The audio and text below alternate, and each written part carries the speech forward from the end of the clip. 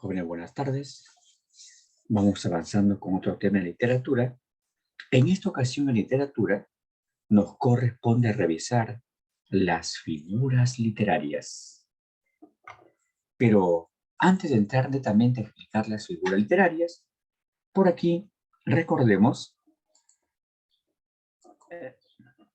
conceptos básicos respecto al lenguaje connotativo y al lenguaje denotativo. ¿A qué nos referimos con lenguaje connotativo? Nos referimos al lenguaje literario o también llamado figurado.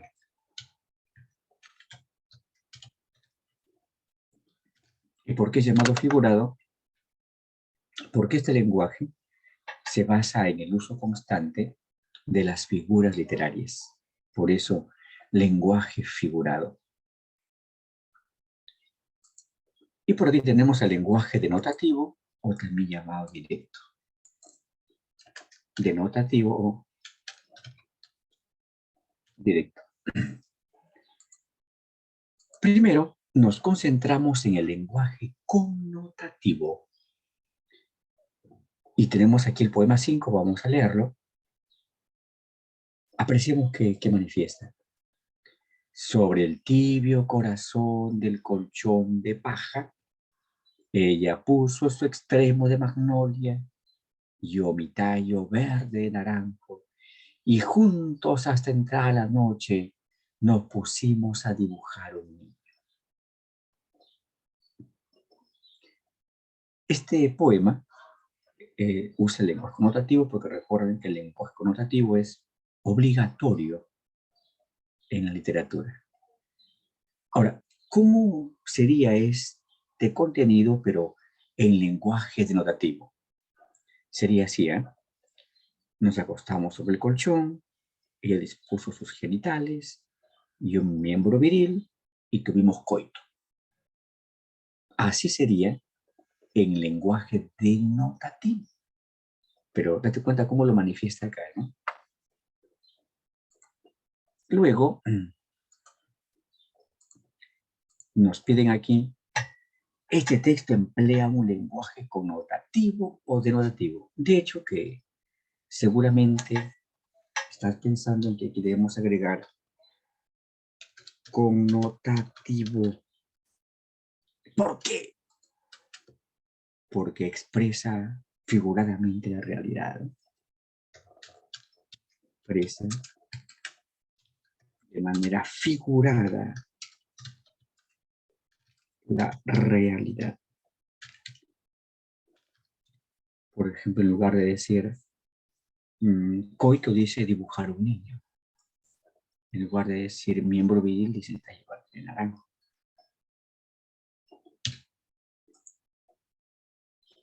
Luego debemos interpretar las expresiones que aparecen ahí. Su extremo de magnolia es como decir genitales femeninos.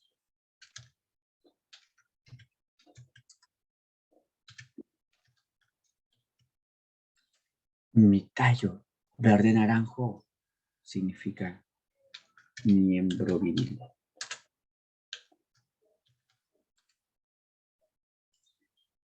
Nos pusimos a dibujar un niño. Es como decir coito. ¿Eh? Ahí está, coito. Vamos ahora al lenguaje denotativo, es decir, directo. Los seres que poseen esta vida tienen el poder de transmitirla a otros mediante la generación. Este poder generativo es algo muy grandioso. Es una entrega por parte de Dios de su mismo poder creador. Cada ser, según su sexo, tiene órganos especiales aptos para engendrar y se llaman órganos sexuales, genitales o generativos. El lenguaje del texto 2 es denotativo. ¿Por qué? Porque manifiesta directamente la realidad. A los elementos sexuales los llama o su nombre exacto, preciso, órganos sexuales, o también genitales o federativos, porque manifiesta de manera directa la realidad.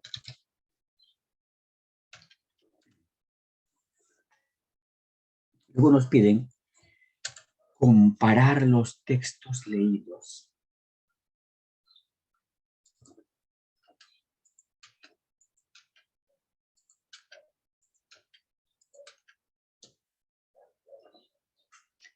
Pero aquí únicamente vamos a poner diferencias nada más, ¿no?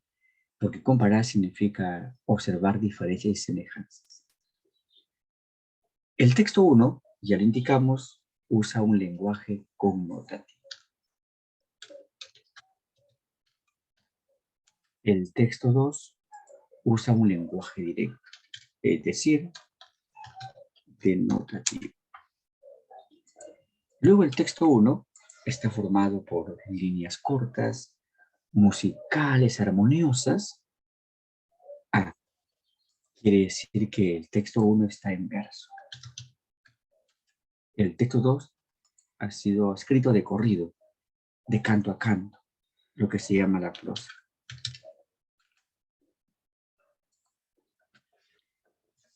Por otra parte, vamos a encontrar que el texto 1 es literario. El texto 2 es no literario.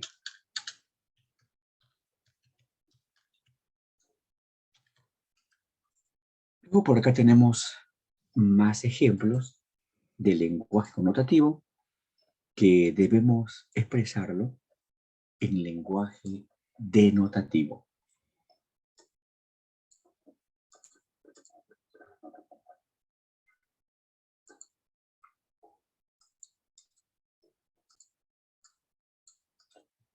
Por aquí, el lenguaje connotativo.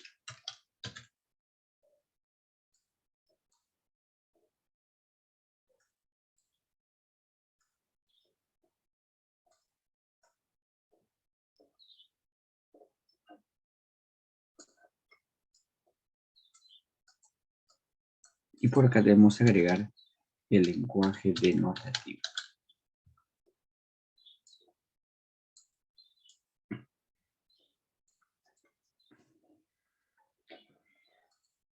Recordemos por aquí una expresión figurada de Neruda. Quiero hacer contigo lo que la primavera hace con los cerezos. Quiero hacer contigo lo que la primavera hace con los cerezos. Es el lenguaje connotativo, el lenguaje figurado. De pronto llega la primavera, ¿y qué pasa con el cerezo? Da flores, luego frutos, o sea, entra en reproducción. Repito, entra en reproducción. Por tanto, ¿cómo serían estas ideas, pero en lenguaje directo?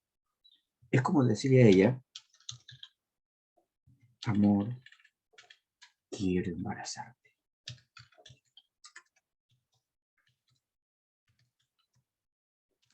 Ahí está. Luego por aquí tenemos a Manuel González Prada. Manuel González Prada. Y dice, el Perú es un organismo enfermo donde se aplica el dedo saltapus.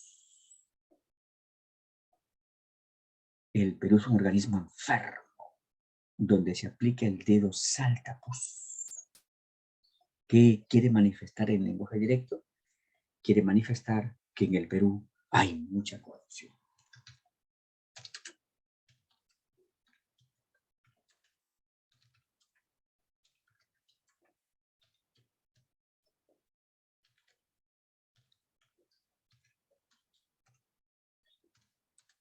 Vamos por aquí a más ejemplos.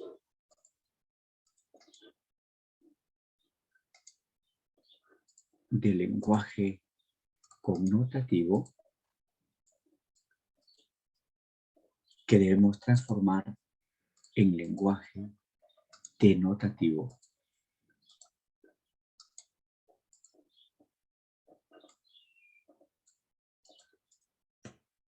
De pronto por acá tenemos un refrán. Los refranes son lenguaje figurado, son lenguaje conmutativo.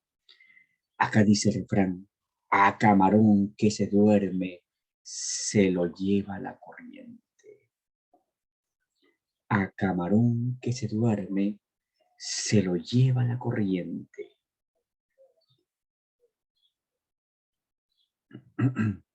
¿Qué quiere decir? Quiere decir que cuando estamos luchando por una meta, hay que estar atentos, participando, atentos, trabajando. Porque si te distraes, otro u otra ocupará tu vacante. Cuando luchamos por una meta, no vale distraerse.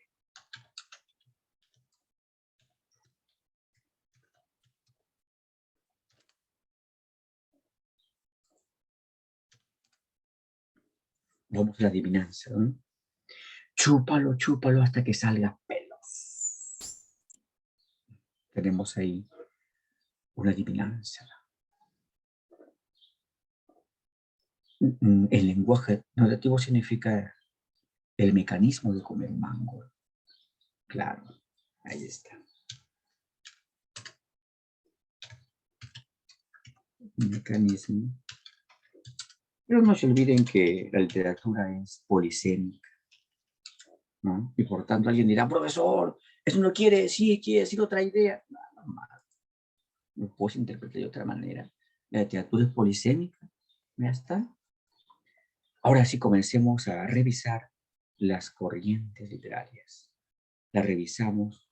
Hay que revisar las figuras literarias.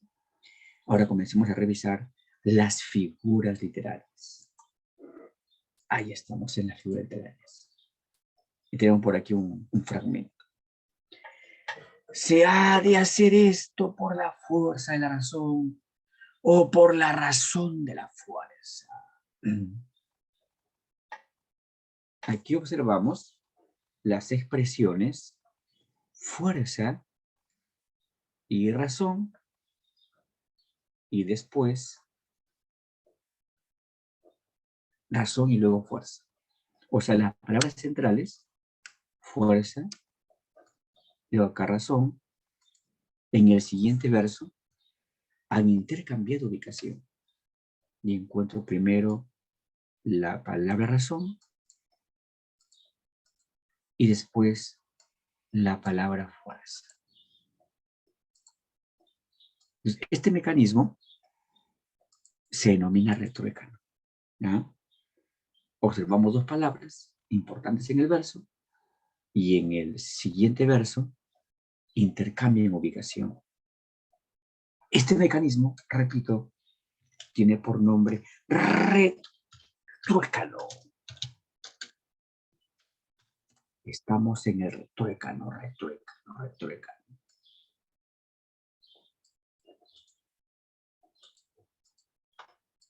Ahí está. El retruécano.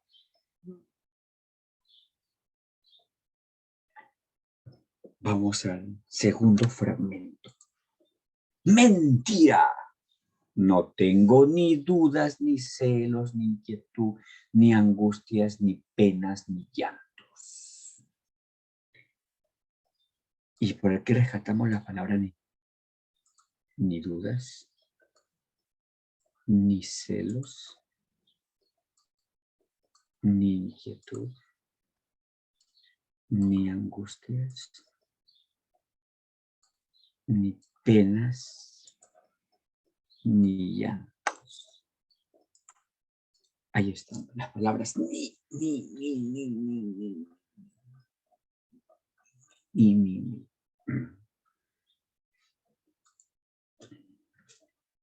Repetir conjunciones, repetir conectores, ese recurso tiene por nombre polisíndeto. Polisíndeto. Ojo, repite conjunciones.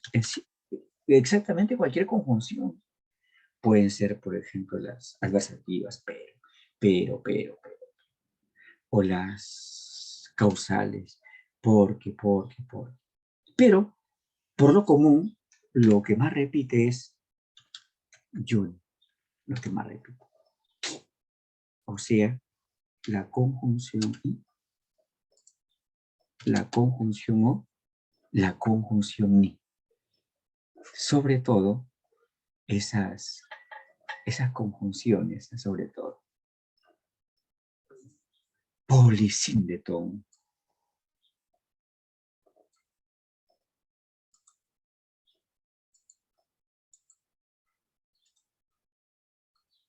Vamos al fragmento 3. Vamos por el fragmento 3. Manifiesta junto a la gran morada sin ventanas, junto a las vacas ciegas, junto al turbio licor y al pájaro carnívoro.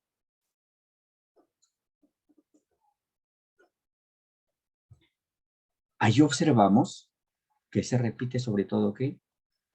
Sobre todo, junto, junto, junto, junto. Porque lo resaltamos.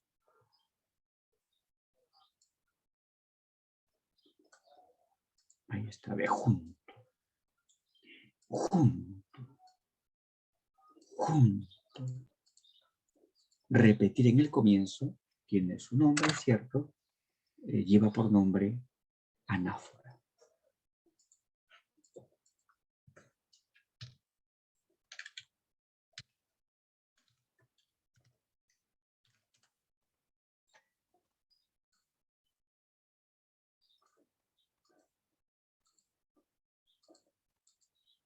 Anáfora. ¿Mm? ¿Y a qué llamaremos anáfora?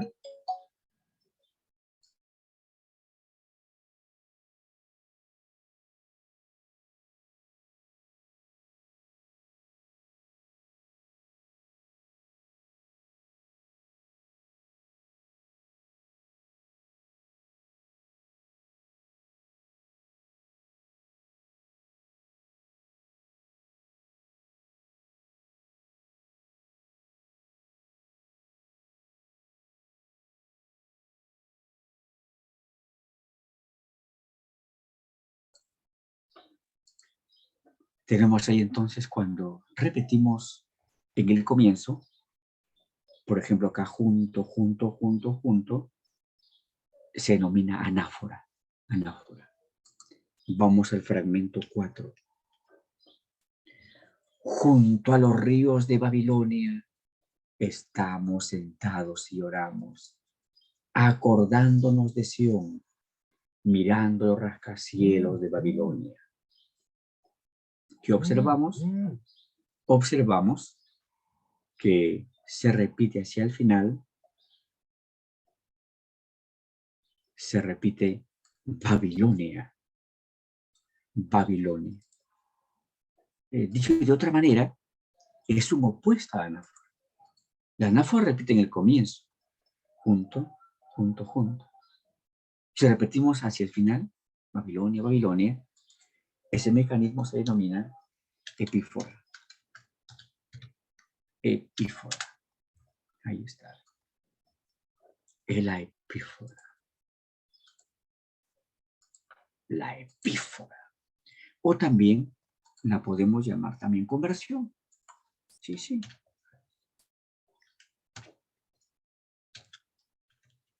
Conversión o epífora. Aquí tenemos un fragmento 5. Vamos a subrayar en el comienzo solamente la palabra pregunté, o resaltar, o darle un color especial. La palabra no, porque para no enredar ahí las cosas, ¿no? Nos concentramos en resaltar pregunté. Pregunté. Pregunté. Este mecanismo de repetir en el comienzo, y ya lo dijimos, es anáfora.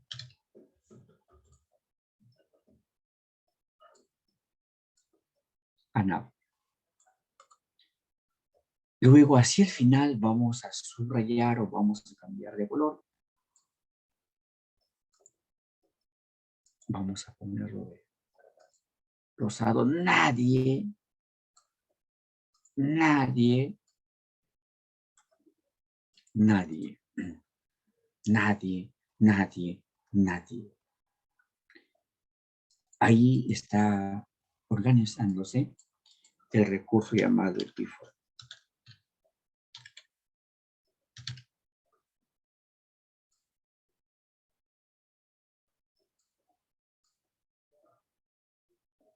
Y ahí está.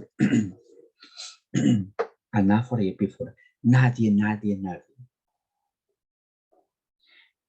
Si utilizamos a la vez anáfora y a la vez epífora, este recurso tiene por nombre complexión.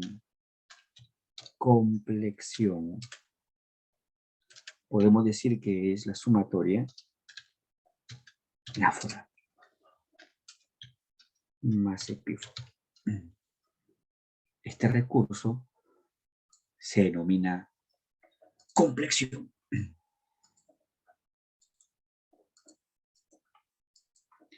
Estamos revisando ya 5 recursos literarios. Retruécano, polisíndeton, anáfora y epífora. Y por aquí hemos avanzado también la complexión. Vamos a más figuras literarias. 6. Boca que arrastra mi boca. Tenemos ahí la expresión boca que arrastra mi boca. Nos damos cuenta que en el mismo verso se repite la palabra en el comienzo y en el final. En el comienzo y el final del mismo verso. Boca. El verso comienza en boca y termina en la misma palabra. Boca. Boca que arrastra mi boca. Este mecanismo se denomina epanadiplosis. Ahí está. La epanadiplosis. Epanadiplosis.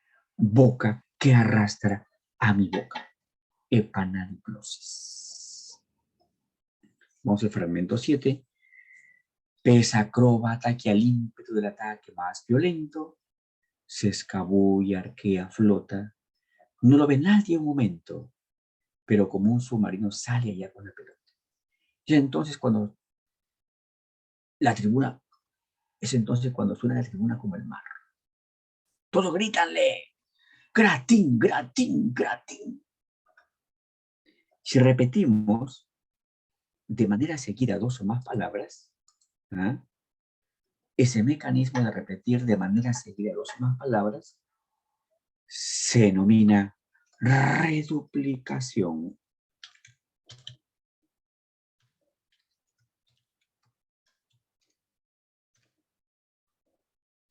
Reduplicación.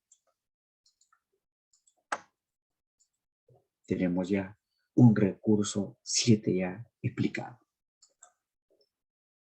Vamos al fragmento 8. Aquí se está utilizando la figura denominada oxímoron. Oxímoron. Ahí está.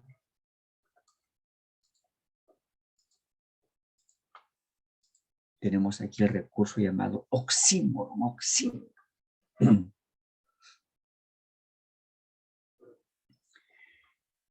Hacia el final vamos a proponer ejemplos de oxímoron. Por acá, ¿no? ¿Qué es exactamente el oxímoron? Es cuando asociamos un adjetivo y un sustantivo, o al revés, un adjetivo y un sustantivo, pero opuestos.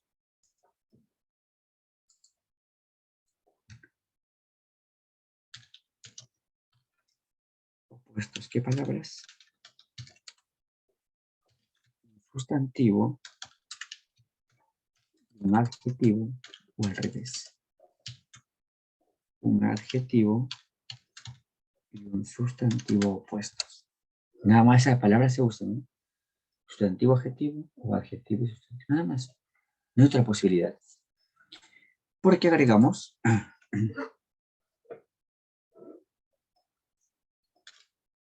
La expresión oscura luz. Nos damos cuenta que oscura es adjetivo, luz es sustantivo, pero son opuestos. Son opuestos. Claro. Porque oscuridad y luz son antónimos. Ojo, si es que utilizamos un adjetivo y sustantivo, pero son opuestos, es el mecanismo llamado oxímoron.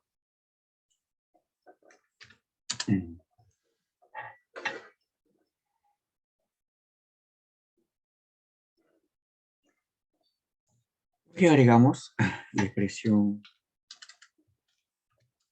viva muerte. Viva es un adjetivo, muerte un sustantivo, pero son opuestos.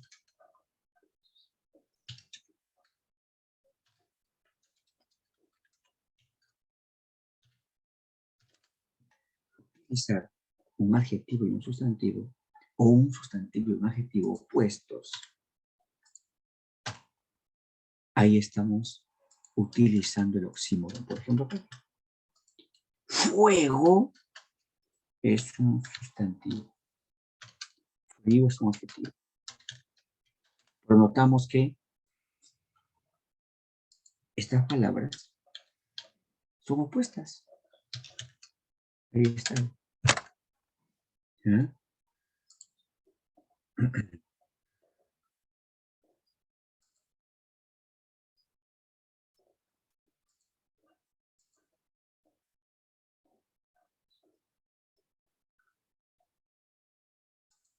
Seguimos, tenemos la paz violenta. Encontramos que paz es un sustantivo, violenta es un adjetivo, y son opuestos. Entonces será oxímoron. Oxímoron. Vamos a los siguientes fragmentos. Hablan de paz en sus discursos mientras aumentan su producción de guerra. Hablan de paz en las conferencias de paz y en secreto se preparan para la guerra. Aquí vamos a encontrar la figura denominada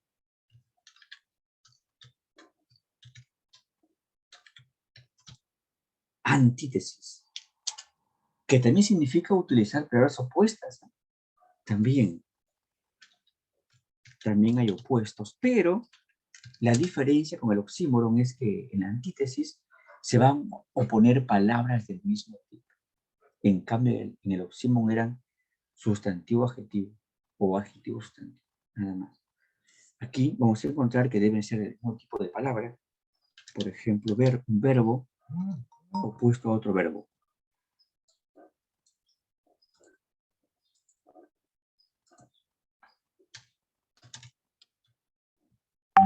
Otro verbo. O en su defecto, un adjetivo opuesto a otro adjetivo. O quién sabe, un sustantivo opuesto a otro sustantivo. O tal vez un adverbio opuesto a otro adverbio. Ojo, deben ser palabras de la misma categoría gramatical, palabras del mismo tipo. ¿Ah?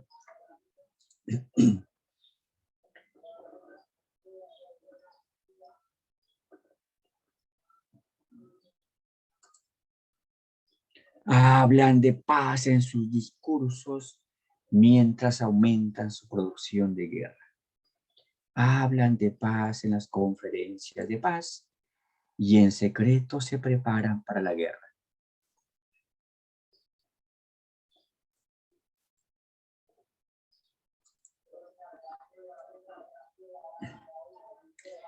Aquí observamos los opuestos guerra-paz. Guerra y paz son opuestos, y como son del mismo tipo de palabra, están forjando lo que se denomina la antítesis. Aquí guerra es sustantivo, paz es un sustantivo. Este mecanismo se denomina antítesis. 9 antítesis. Tenemos el recurso 2. El segundo recurso, que se denomina paradoja. Es paradoja. La paradoja ya es la contradicción, pero sobre todo en sentido absurdo.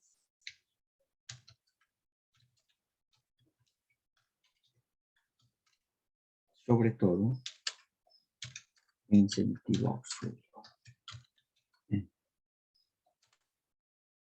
Cierto día conversaban dos muchachos y le pregunta uno al otro, ¿vas a ir al seminario del domingo? Y su amigo le dijo, sí, pero no. Es un absurdo. Sí, pero no. Es un absurdo. O también, solo sé que nada sé. Es una paradoja. Solo sé. Si dice solo sé, ya está admitiendo que tiene ciertos conocimientos. Luego dice nada sé. Una contradicción absurda, es una paradoja, ¿no? Y aquí, ¿qué subrayamos o qué coloreamos para decir sí, sí, sí? Aquí hay paradoja. Coloreamos vivo sin vivir en mí. Es absurdo que uno viva al margen de uno mismo. Es absurdo. No se puede. No se acepta. Vivo sin vivir en mí y tan alta vida espero que muero porque no muero.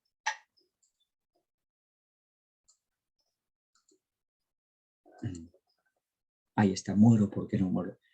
Lo lógico debería ser muero porque no vivo. Pero le doy sentido absurdo. Muero porque no muero.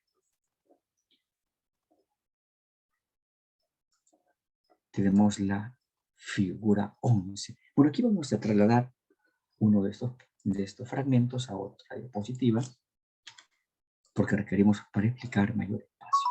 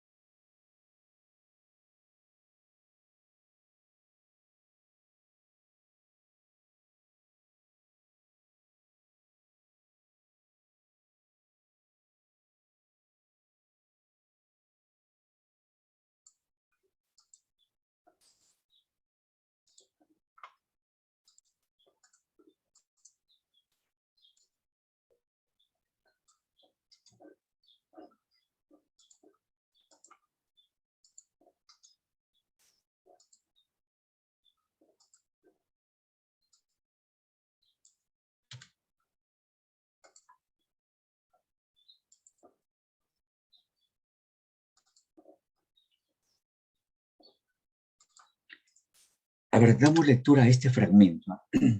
Soy el cantor de América autóctono y salvaje. Mi lira tiene un alma, mi canto un ideal.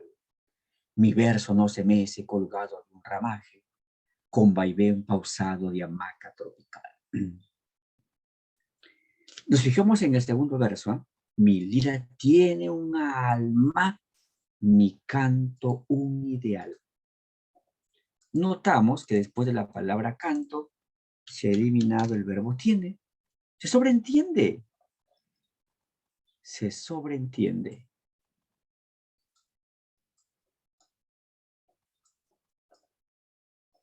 Ahí está. Si eliminamos algún verbo porque sobreentiende, este recurso en literatura lleva el nombre de elipsis. elipsis.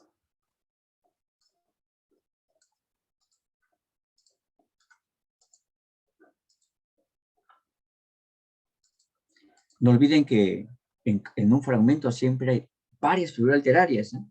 Aquí únicamente estoy enfatizando una de acuerdo con la explicación de cada recurso. ¿Ya, jóvenes? Cuando entremos en la práctica, ahí sí vamos a encontrar fragmentos donde vamos a encontrar 3, 4, 5, 6 figuras. No olviden, en cada fragmento hay varias figuras, pero nada más enfatizamos una por cuestión de explicación, jóvenes. Vamos a el fragmento 12. El fragmento 12. En este fragmento hay varias figuras. Por ejemplo, dice pasa o se posa, o sobre la rosa, o ser mariposa. Se está empleando varias veces la conjunción o. Ya recuerdan que es polisíndeto. Luego observan lo que es osa, osa, osa, osa. Buenas tardes, profesores. Yo tampoco no puedo ingresar. En la mañana le informé a la señorita Karen, me dijo de que es por la credencial en mi caso, ¿no? Que tengo que registrarla y una vez registrado ya podría yo ingresar en la plataforma. Pero yo como estaba que llovía acá en este pueblo, no he podido, recién estoy ingresando acá a la señal.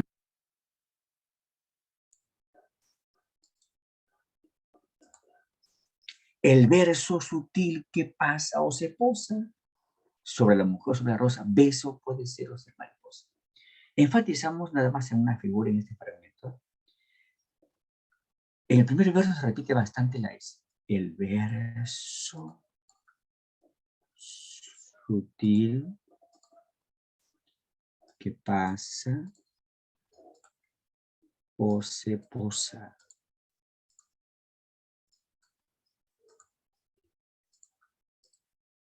Sobre la mujer o sobre la rosa.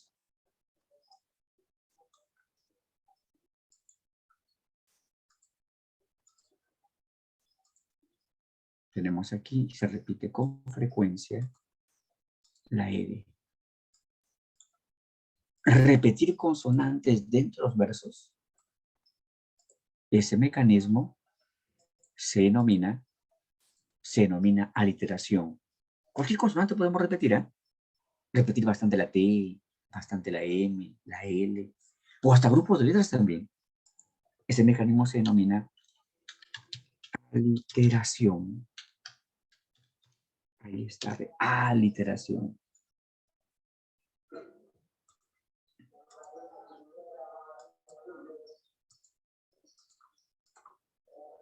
Vamos a más recursos, ¿eh?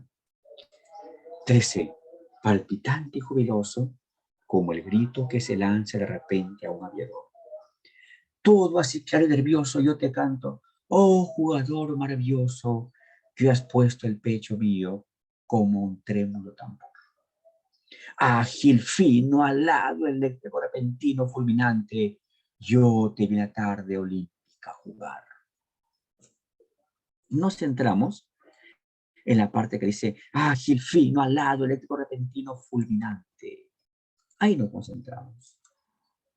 Y estamos observando que se usan las comas enumerativas. Ágil, coma, fino, coma, alado, coma.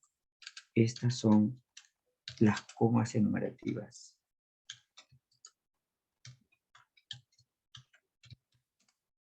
Las comas enumerativas. Utilizar comas enumerativas tiene por nombre asíndeton. Asíndeton.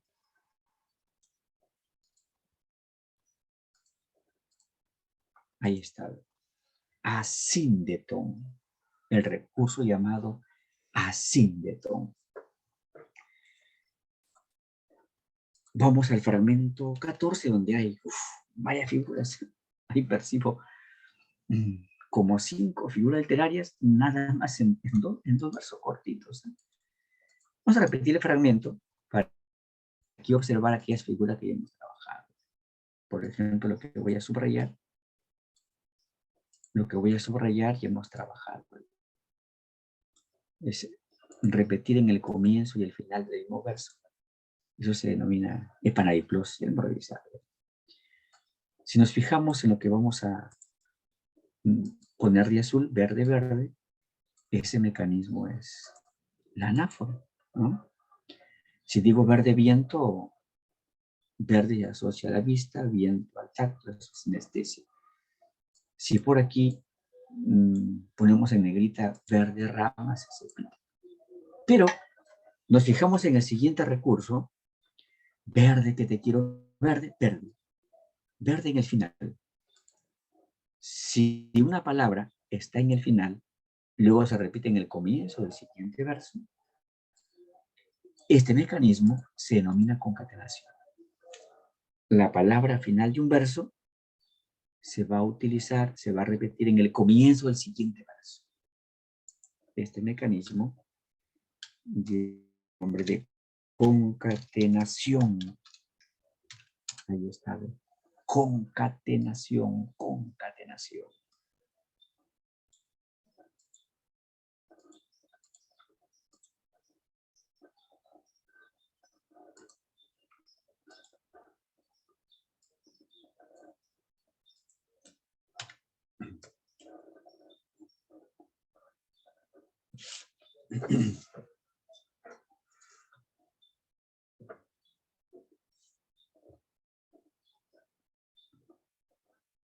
Tenemos, era verde el silencio, moja la luz, temblaba el mes de junio con mariposa. En este fragmento también hay varias figuras también, pero nada más vamos a enfatizar en la figura denominada sinestesia.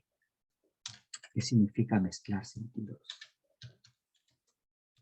Mezcla los sentidos, mezcla la sensación. Cualquier mezcla, cualquier combinación. Pero por aquí vamos a precisarlo. Ahí está. Vamos con la sinestesia. Primero vamos a agregar por acá algunos ejemplos sueltos y después ya vamos a los versos. De pronto decimos, por ejemplo,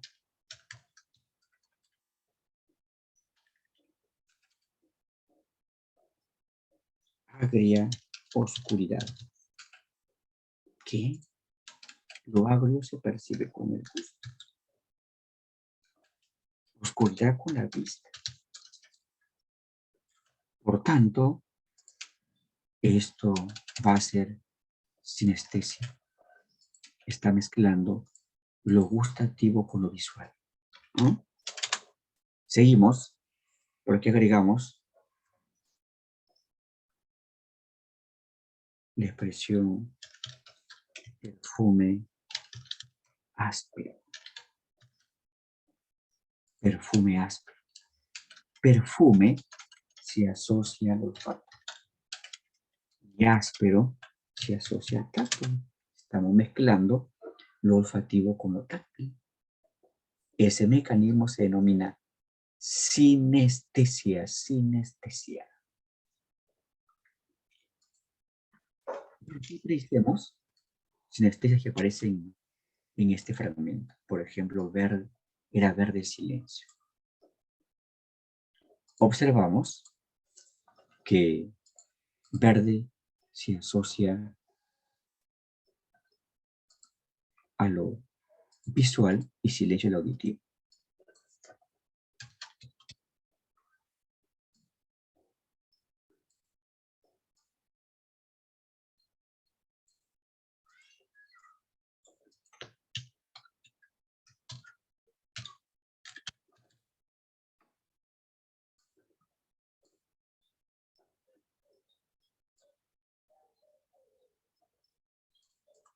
Tenemos mojada era la luz.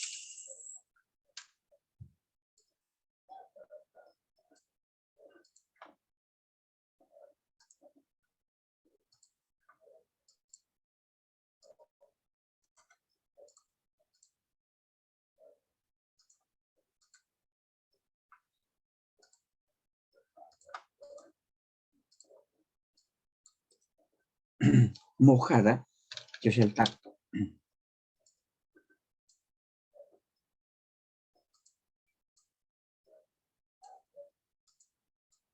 luz a la vista.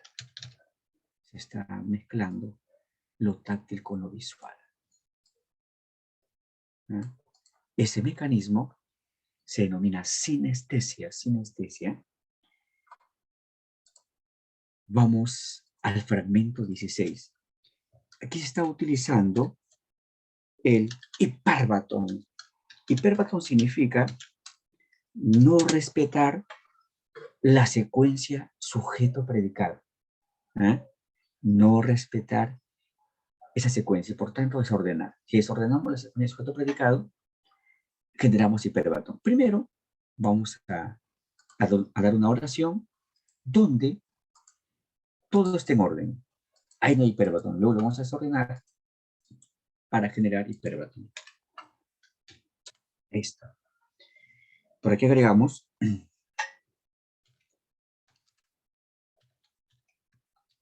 un turista de Francia llegó primero a la meta. Ahí está. Un turista de Francia llegó primero a la meta.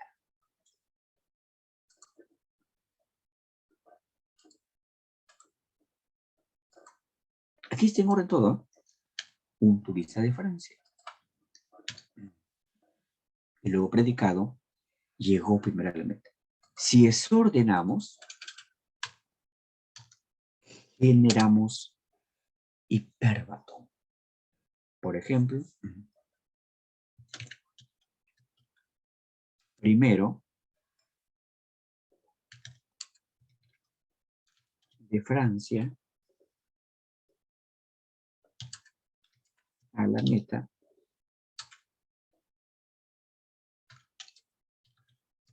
un turista llegó. Desordenamos la secuencia sujeto-predicado, generamos hiperbatón. Aquí hay hiperbatón. En la primera oración no. Un turista de Francia llegó primero a la meta, ahí está en orden, ¿no? Aquí tenemos el hiperbatón.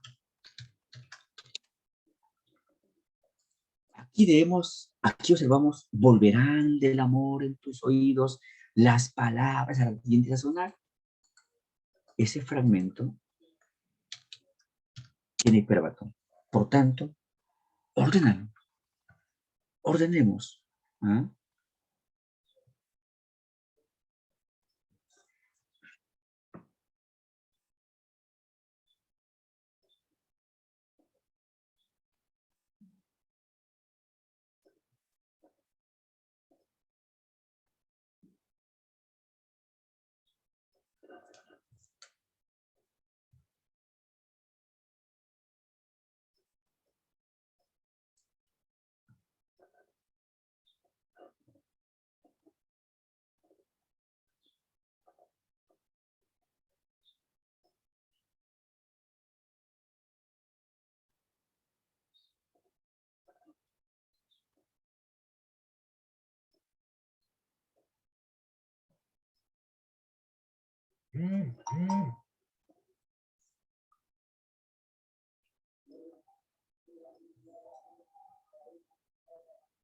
Ordenemos a tu propuesta.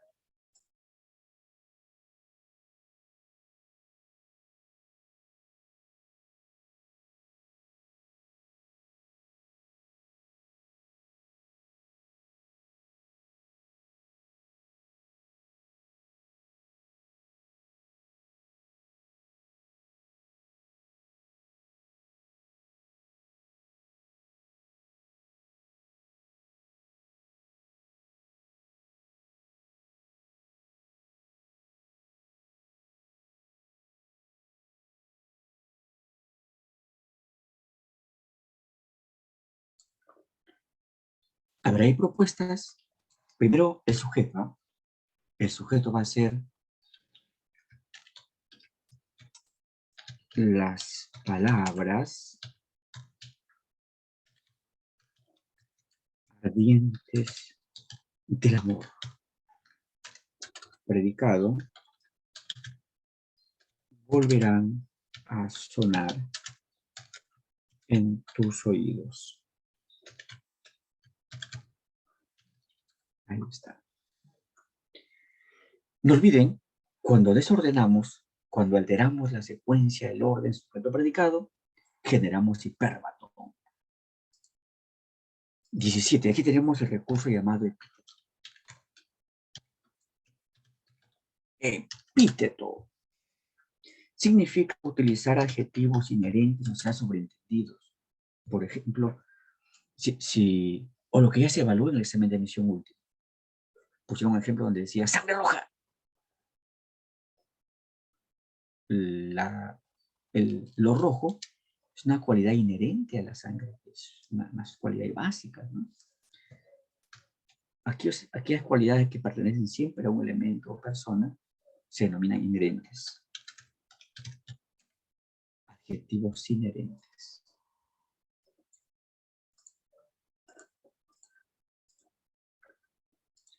Creo en la paz. He visto altas estrellas, calientes veranos, incendiados ríos hondos, caudal humano hacia otra luz. He visto y he creído. Ahí está. Creo en la paz. Por ejemplo, si es que tenemos la palabra piedra, le agregamos, por ejemplo, dura. El adjetivo dura está formando epíteto porque la dureza es una cualidad necesaria y constante en la piedra. Piedra dura. Por ejemplo, digo por aquí, mortal veneno o veneno mortal. Si digo veneno mortal, tenemos aquí un epíteto, porque lo mortal es una cualidad inherente al veneno, ¿no? Por aquí dice, he visto altas estrellas. El adjetivo altas está formando epíteto, porque las estrellas siempre están arriba. Calientes veranos. Los veranos siempre son calientes, son abrigados. Los adjetivos inherentes o sobreentendidos forman epíteto. El epíteto nada más se forma con adjetivos. 18. Yo mismo lo vi con mis propios ojos. Aquí está utilizando aquel recurso llamado de manera común redundancia. Redundancia. Pero su nombre ya literario es pleonasmo. ¿Qué significa? Utilizar palabras innecesarias. Si usamos palabras innecesarias, ahí se está dando el pleonasmo. Por ejemplo, sube arriba. Arriba está demasiado, para decir sube. ¿No? Sal afuera. Afuera está de más, basta con decir sal. Ven acá. Ven acá es un pleonasmo. La palabra acá es innecesaria, está de más, es redundante. Basta con decir ven.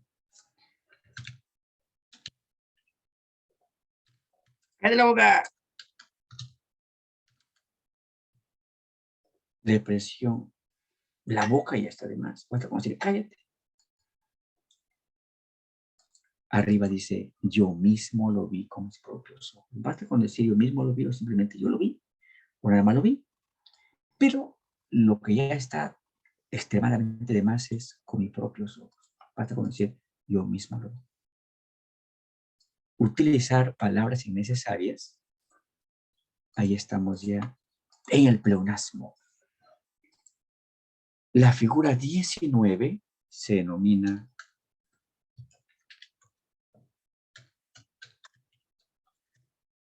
hipérbole. Hipérbole es como decir exageración. La exageración se denomina hipérbole. Y en este fragmento encontramos que Salicio se queja de su se queja de su amada Galatea y que dice, oh, más dura que mármol mis quejas, y al encendido fuego en que me quemo, más helada que nieve, Galatea. Tenemos aquí la expresión más dura que mármol. ¿Sí? Su amada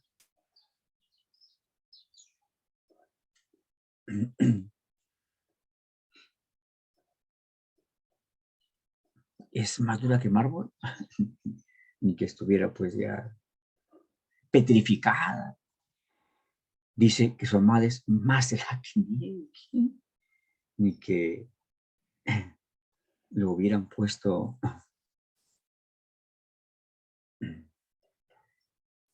a la congeladora y a muerta.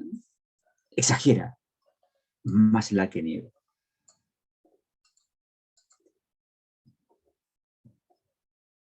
La hipérbole. Las figuras 20 y 21 vamos a encontrar que a veces son confundidas por el lector, ¿no? La figura 20 tiene por nombre animismo. La figura 21, personificación. Y también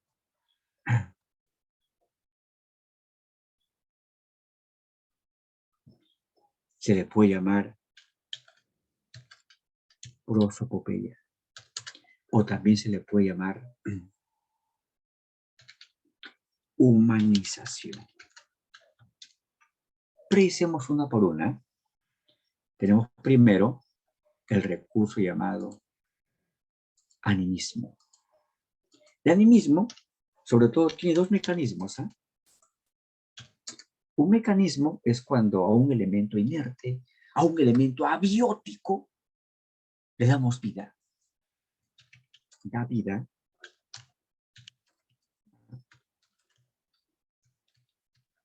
a un elemento inerte.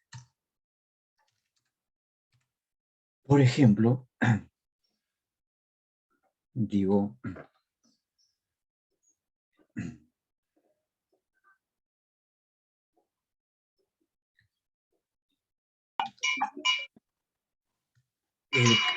Buenas tardes.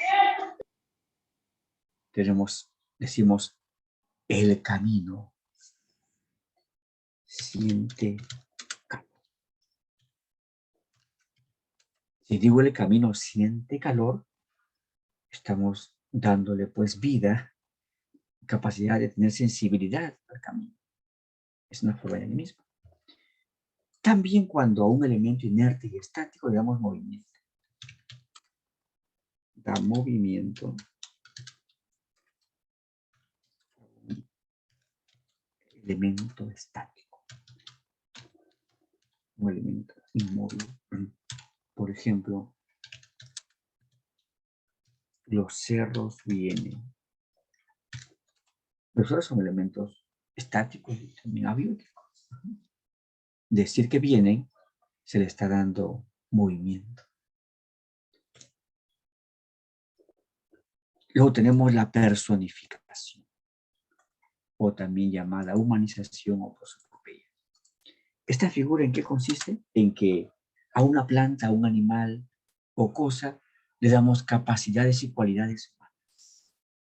Por ejemplo, de pensar como nosotros, de hablar como nosotros, de leer las palabras como nosotros, de amar como nosotros, de ir a la escuela, a la universidad como nosotros, en fin.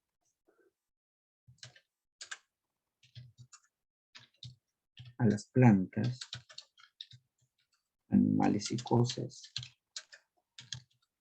les da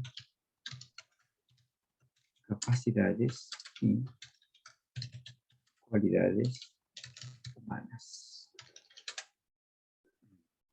Aquí manifiesta, el mar dice suaves palabras. El mar dice suaves. ¿El mar dice qué? ¿El mar articula palabras? Lo está humanizando. Ahí está empleando la personificación. Vamos a otra figura. Aquí nos damos cuenta que este poema tiene forma de una naranja con su hojita ahí, ¿no? Si de pronto vamos a las palabras dándole una ubicación, un orden, para que una parte del poema o todo el poema tenga forma de algo, ese mecanismo de ir ordenando a las palabras para que den formas, esa técnica se denomina el grafismo. Tenemos aquí el grafismo. Grafismo significa disponer, ordenar gráficamente las palabras. Que no se confunda con lo que se llama caligrama. El caligrama es un poema que tiene forma de algo. Digamos que el caligrama es producto del grafismo. Utilizamos el grafismo y creamos caligramas. Caligrama es un poema que tiene forma de algo. Luego tenemos las figuras 23 y 24.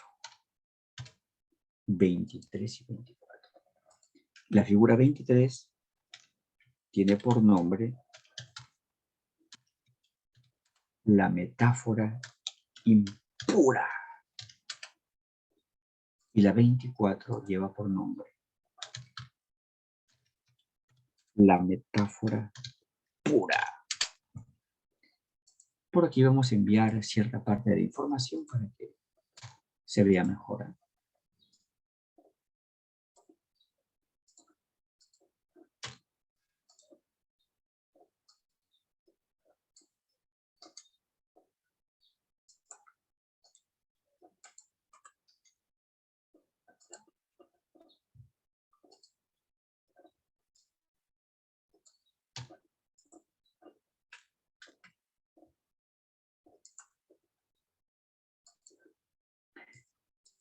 Vamos con la metáfora impura. La metáfora impura. ¿Cómo nos damos cuenta que se está utilizando la metáfora impura? Porque en la metáfora impura se va a emplear el verbo ser. Emplea el verbo ser, pero conjugado, por ejemplo, son, es, será, soy, somos, fueron, etc. Pero no basta que aparezca el verbo ser. No es suficiente. No es suficiente. ¿De qué más se requiere? Se requiere que se vincule elementos buscando la semejanza. Entonces, esta figura asocia un elemento real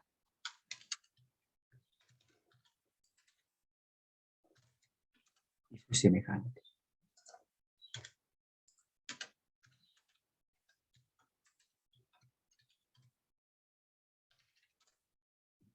Tenemos aquí la expresión, las nubes blancas son copos de algodón. Tenemos aquí nubes blancas. Ahí están. Nubes blancas es el elemento real. Son, este verbo. Son es el verbo. Luego lo semejante. Copos de algodón. Claro, los copos de algodón tienen forma de nubes blancas. Tenemos aquí un ejemplo de metáfora impura. Otro ejemplo. La vida es un río. La vida es el elemento real.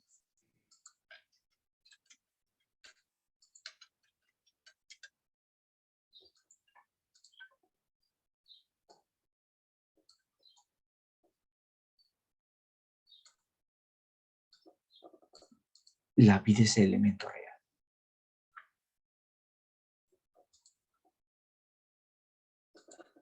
es el verbo. Solo para...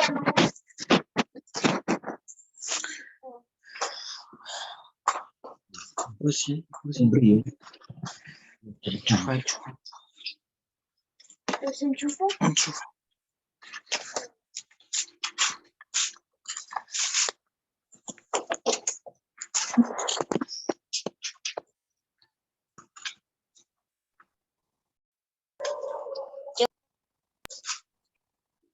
Vamos a la metáfora pura. Tenemos que decir la metáfora pura.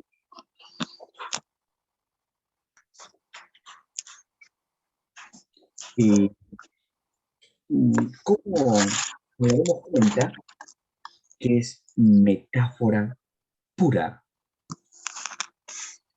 A ver, por ahí vamos a decir a su compañero que pague su audio. A Marcelo García Chimbor.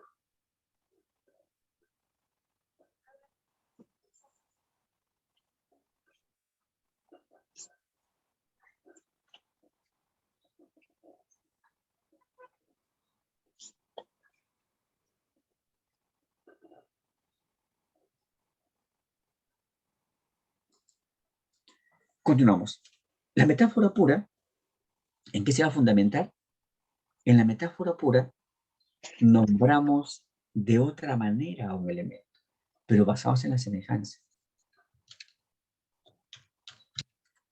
Nombra de otra manera a un elemento,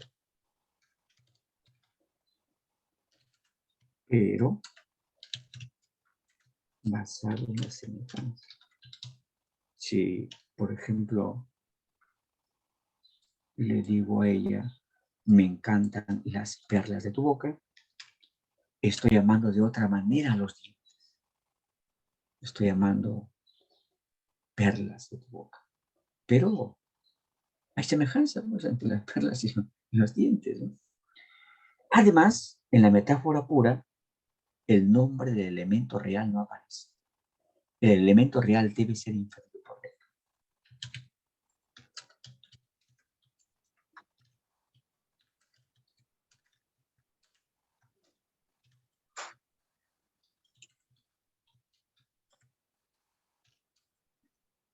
Aquí tenemos un ejemplo. Se ve desde el cerro una serpiente caudalosa desemboca en el mar. ¿A qué se refiere con una serpiente caudalosa? ¿Qué se refiere?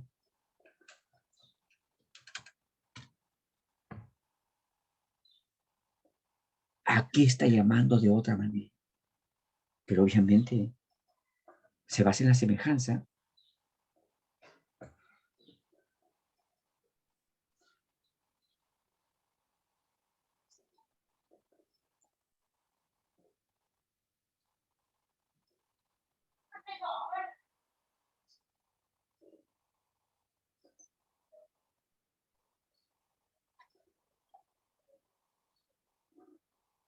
Por aquí hay respuestas ya.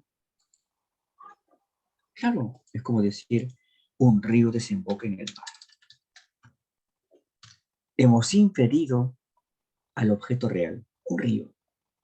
Y además hay semejanza porque un río jamás avanza en línea recta, va como una serpiente, avanzando y curvando, curvando. Cuerpo de mujer, blancas colinas, muslos blancos. Cuando dice blancas colinas, ¿se refiere a qué? A las glándulas mamarias de ella, o sea, los senos. Pero en ningún momento apareció la palabra senos, lo inferimos. ¿Ah? Blancas colinas. Las lámparas se han encendido en el cielo nocturno. ¿A qué se refiere con las lámparas aquí? ¿A qué se refiere? Aquí ha llamado de otra manera.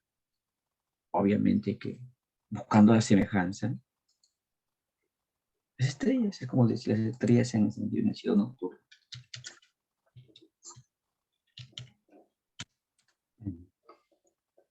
Esa es la metáfora pura. Y por aquí lo siguiente, antes de avanzar a la práctica.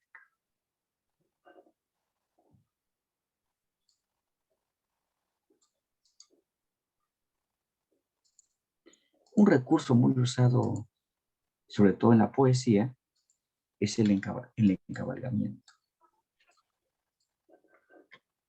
Aquí era 24, ¿no?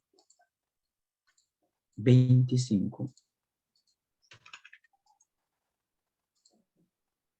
Tenemos el encabalgamiento.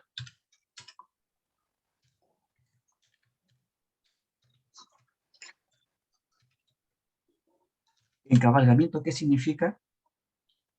Que una oración se divide en dos o más partes para formar verbos. Una oración se divide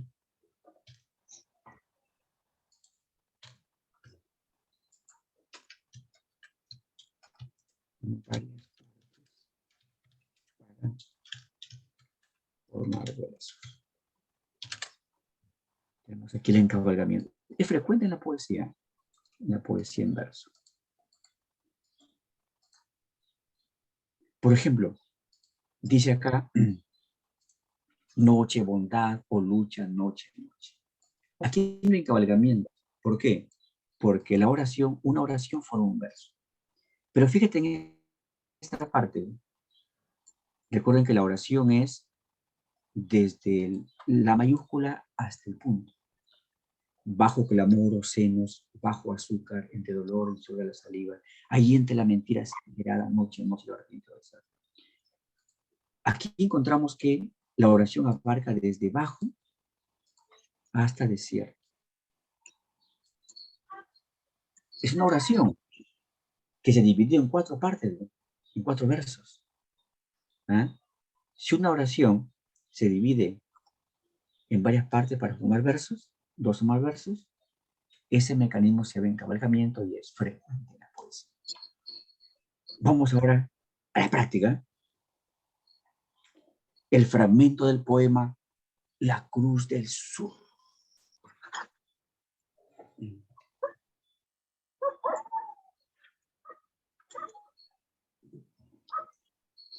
Cuando las carabelas voladoras al fin trazaron sobre el mar sus huellas, fueron rasgando por delante de ellas la inmensidad de sus remantes proras. Bueno, aquí debería ser el orden como el sujeto de sus huellas. Debería ser sus huellas trazaron al fin sobre el mar cuando las carabelas voladoras, etc. Si ordenamos, si alteramos el orden, no respetamos el sujeto predicado, ahí estamos en el recurso llamado imperativo. 1.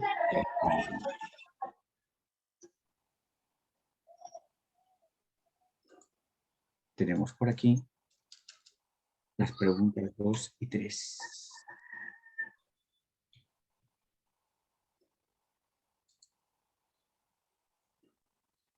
En la pregunta 2 no dice lo subrayado, hay que subrayar cuál tropel de ovejas.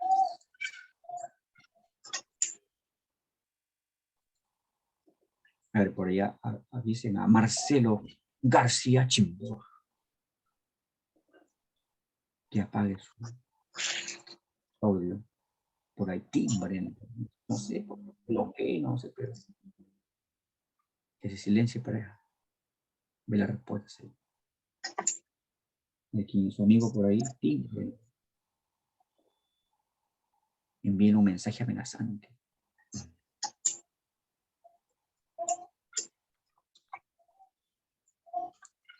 Después silenciamos a todos. Listo. No asunto. A ver, ¿cuál tropel de ovejas? Ojo, aquí vamos a encontrar el símil. Símil significa comparación, pero no cualquier comparación es símil. Para que sea símil, debe comparar, pero utilizando conectores comparativos.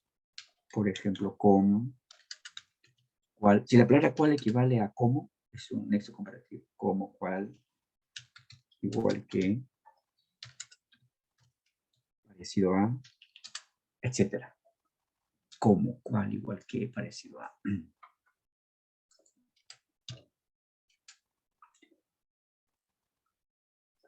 En la 2 marcamos la símil. 3, noche, bondad o lucha, noche, noche. Nos fijamos en lo que vamos a poner aquí en negrita, noche, noche. Repetir en el comienzo y el final la palabra, eso se denomina epanadiplosis. Es epanadiplosis.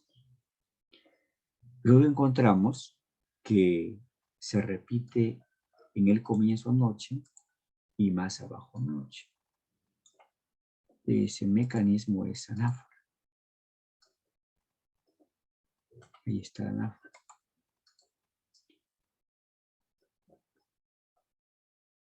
Al repetir noche, noche, de manera seguida 2 o más veces, se llama reduplicación. Se repite la conjunción ocenos, o solo saliva, o el desierto. Ahí estamos en el polisímmetro. No observamos que se repita la palabra noche hacia abajo en el final. No, o sea, no hay epífora para que se forme complexión. Complexión significa que utilizamos anáfora y epífora a la vez, pero no hay en este fragmento. Es decir, 1, 2, 3, 4. 3, 1, 3, 4.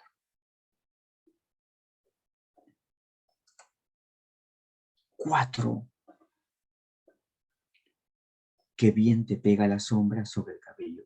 La sombra oscura. Sombra oscura. La sombra siempre es oscura, es un epíteto. Se repite en el final sombra, sombra, pino, pino y ori. Si repetimos en el final, ¿quién es su nombre? Es anáfora. Anáfora. Es epífora, epífora. Y también se le puede llamar conversión también. Pino, pino, epífora o conversión. Concatenación no hay. Reticencia significa suspender la idea porque lo que viene es suelto. Pleonasmo, redundancia, pero no hay. Uno nada más. 4 la E. 4 la E. En la pregunta 5, ¿qué encontramos? Tenemos ahí la pregunta 5. ¿Qué hallamos ahí?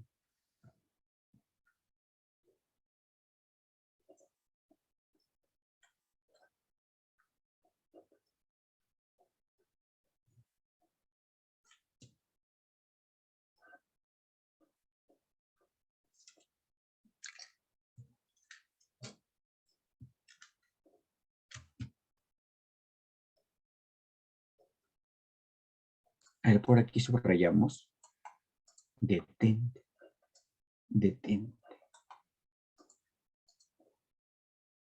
A ver qué figura ahí precisas que marcamos en la pregunta 5.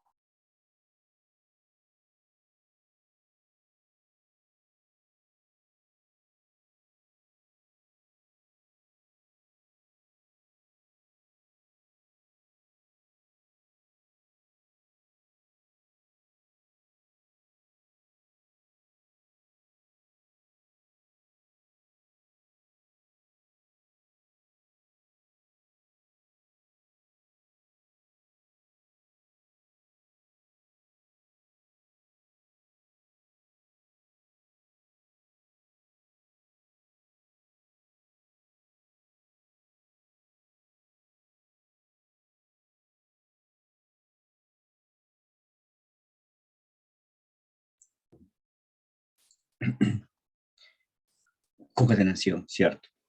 Y le está hablando al agua. Agua, no huyas de la sed.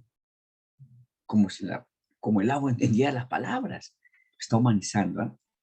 O sea, prosopopeya y concatenación. Humanización, personificación, prosopopeya son sinónimos. 5 la E.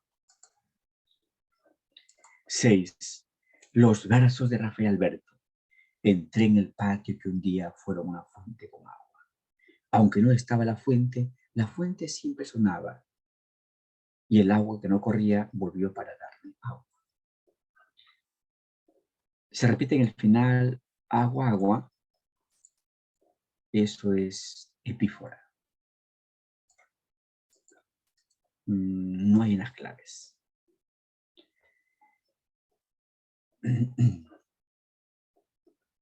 Por aquí subrayamos la fuente. La fuente. Ese mecanismo es concatenación. Fíjate en la parte final, ahí dice, y el agua que no corría volvió para darme agua. El agua regresa, ay, que bébeme, tómame. Está humanizando. También hay prosopopeya y concatenación. C y la E. 7. Te invito, sombra, al aire, sombra de 20 siglos, a la verdad del aire, aire, aire. Subrayamos del aire. ¿Qué figura está formando? Y subrayamos aquí aire en el final. Ponemos de rojo aire en el final y otra vez aire en el final. Eso es epífora. Del aire es concatenación. Aire que está con rojo forma epífora. 7 da. 8. Los versos de José María Gure. Era el alba cuando las gotas de sangre en el olmo exhalaban tristísima luz. Los amores de la chinesca tarde fenecieron, nublados en la música azul. Rescatemos las expresiones música azul. Música es lo auditivo. Azul, lo visual, se está mezclando sentidos. En la 8 marcamos sinestesia. Sinestesia. En la 9, te hablan por mí las piedras aporreadas. Te hablan por mí las olas de pájaros en cielo.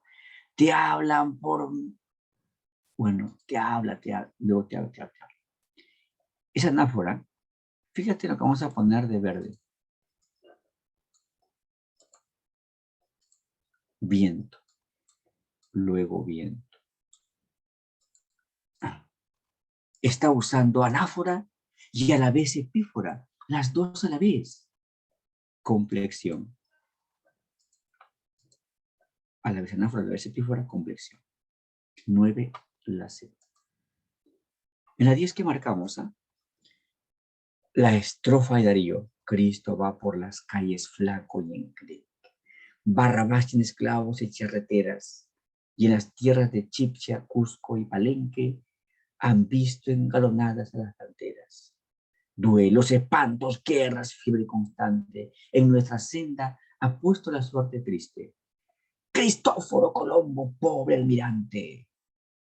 Ruega a Dios por el mundo que descubriste.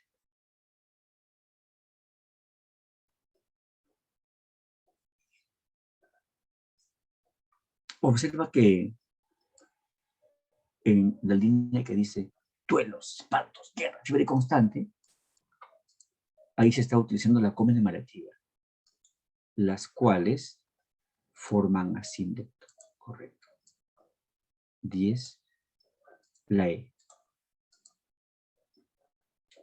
En la figura 11, así la sal me llega de los vientos amargos, que en sus hinchadas velas sintió la nave Argos, cuando amaron los astros el sueño de Jasón. Busquemos la respuesta en la expresión vientos amargos.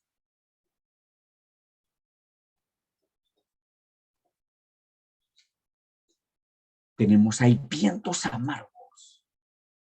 Plantea la B. Claro, vientos, el viento ya asocia al tacto. Amargo a lo gustativo. Lo táctil con lo gustativo. Por tanto, va a ser sinestesia.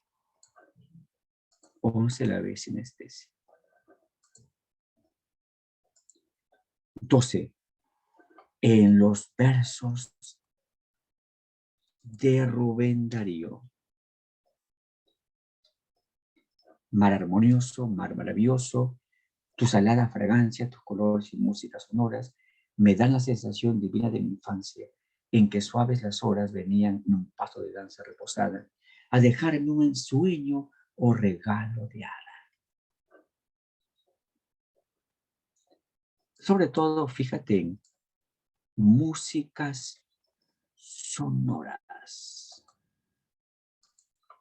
Músicas sonoras. ¿Qué figura tiene? Pero ponela ahí. No olviden que aquí se está empleando adjetivos. Si utilizamos adjetivos sobreentendidos, no es pleonasmo, es epíteto. Usar adjetivos sobreentendidos o inherentes es epíteto. 12 la B.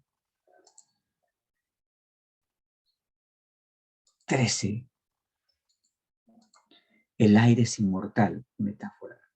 Ahí exagera, ¿no? Pero no hay hiperbólica. La piedra inerte ni conoce la sombra ni la evita. Corazón interior no necesita la miel helada que la piedra inerte es epíteto, pero no hay. Aquí va a ser la F. La respuesta debe ser epíteto.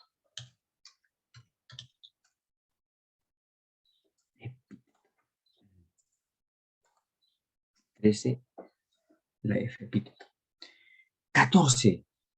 Tengo pena de ser en esta orilla, troncos sin ramas, y lo que más siento no tener la flor pupa orcía para el gusano de mi sufrimiento. ¿Cuál será el gusano de tu sufrimiento? Aquí estoy llamando de otra manera al dolor. En lugar de decir, para el dolor, dice, para el gusano de mi sufrimiento. Está llamando de otra manera al dolor. Está buscando la metáfora pura. 14 la D. 15. Los volcanes son túmulos. Túmulos significa montones. Rumas son montones de piedra. ¿Qué figura ahí está organizando?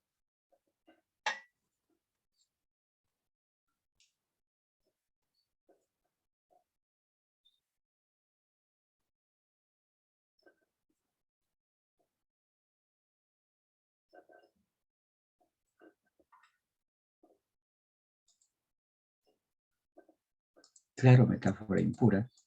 Ahí está el verbo ser. Metáfora impura.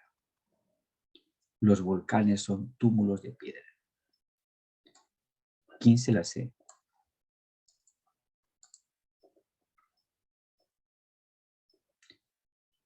A ver, esperen un momentito para pasarlo a PDF, las diapositivas, y las enviamos.